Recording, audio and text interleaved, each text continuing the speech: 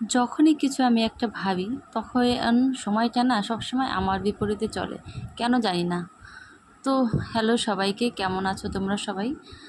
আমিও ভালো আছি বেশ, আশা করছি তোমরাও খুব ভালো আছো।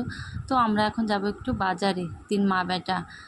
তো কদিন ধরেই মানে প্ল্যানিং ছিল যে আমরা যাব, কিন্তু ঠিক যাওয়ার মুহূর্তেই না বৃষ্টি চলে আসলো, ওই জন্য আমাদের লেট হয়ে গেল। আর ওই দিক থেকে দিদি আসবে, ওই জন্য বাচ্চাদেরও যাওয়ার তাড়াহুড়া। আর দেখো রাস্তায় ভীষণ কাদা হয়েছে, আমাদের বাড়ির সামনে রাস্তাগুলোর কী অবস্থা। তো দেখো বাজারে এসেও গেছি। প্রথমে আমরা ঢুকেছি আজকে হাটে।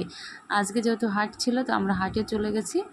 সোনাদির ওর বাবার কাছে রেখে আমরা, দিদি আর দিদির একটা বান্ধবী আর একটা দিদি, আমরা হাটে একটু ঘোরাঘুরি করছি, কিছু টুকটাক কেনাকাটি হলো। তো সবটা তো দেখানো হয় না, প্রচণ্ড গরম ছিল। তো এখানে দেখো একটা ফাইবারের দোকানে চলে এসেছি আমাদের নাজিপুরেই।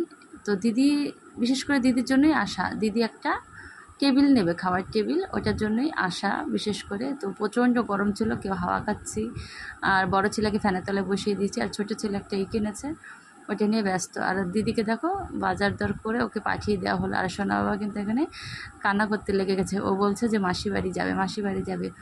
তো যখনই দিদি আসে তখনই কিন্তু যেতে বায়না করে যে ও মাসি বাড়ি যাবে। তো কিছু করার নেই, ওই বাজারের কাজ করে আমরা কিন্তু এবার এ বাজারে চলে এসেছি, মানে মেন বাজারে চলে এসেছি। তো এসে ওখানেও কিছু টুকটাক কেনাকাটা ছিল, সোনাদের আইসক্রিম কিনে দিলাম। তো বাড়ি এসে আমি রুটি করে শ্বশুরমশাইকে খেতে দিয়ে আমি কাঁঠাল খাচ্ছি, মানে ভীষণ খিদেও পেয়ে গেছিলো আর গরমে একটু কষ্টও হয়ে গেছিলো।